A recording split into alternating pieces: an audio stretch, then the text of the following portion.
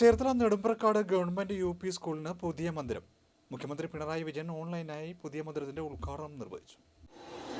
School കെട്ടിടങ്ങളുടെ ശിലാസ്ഥാപനം ഇത് സർക്കാർ പ്രഖ്യാപിച്ച 100 ദിന കർമ്മ പരിപാടിയുടെ ഭാഗമായി ഇന്ന് നടക്കുകയാണ്. ഇവിടെ നേരത്തെ സ്വാഗത പ്രസംഗത്തിൽ സൂചിപ്പിച്ചതുപോലെ ഇവിടെ ഉള്ളവർക്ക് അങ്ങേയറ്റം സന്തോഷിക്കാൻ വക നൽകുന്ന തരത്തിലുള്ള കെട്ടിട സൗകര്യമാണ് സ്കൂളിന് വേണ്ടി ഒരുക്കാൻ കഴിഞ്ഞിട്ടുള്ളത്. നമ്മുടെ സ്കൂളുകളിൽ ഇന്ന് ഉദ്ഘാടനം ചെയ്യപ്പെടുന്ന 30 സ്കൂളുകളിൽ 3 കോടി രൂപയുടെ കിഫ്ബി ധനസഹായത്തോടെ നിർമ്മിച്ച 8 കെട്ടിടങ്ങളുണ്ട്. 1 കോടി രൂപയുടെ കിഫ്ബി ധനസഹായത്തോടെ നിർമ്മിച്ച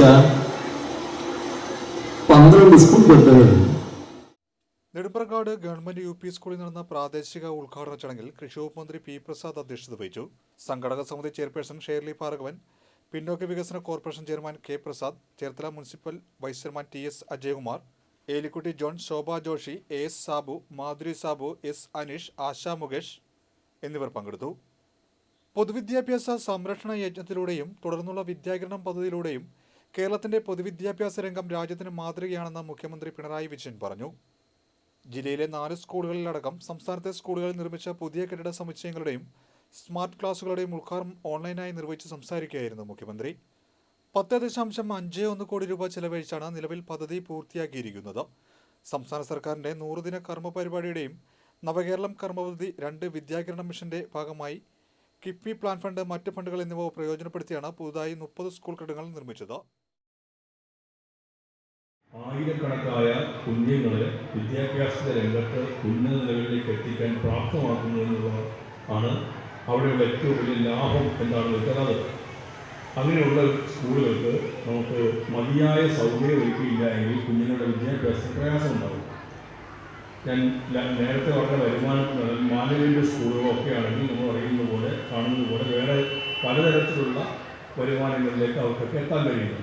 പക്ഷേ ഗവൺമെൻറ് സ്കൂളിൽ നമുക്ക് അത്തരത്തിലുള്ള സംവിധാനമൊന്നുമില്ല. അപ്പോൾ അതുകൊണ്ട് ഗവൺമെൻറ്റിൻ്റെ പൊതു ഫണ്ടിൽ നിന്ന് ഇതിനുവേണ്ടി ചെലവഴിക്കേണ്ടതുണ്ട്.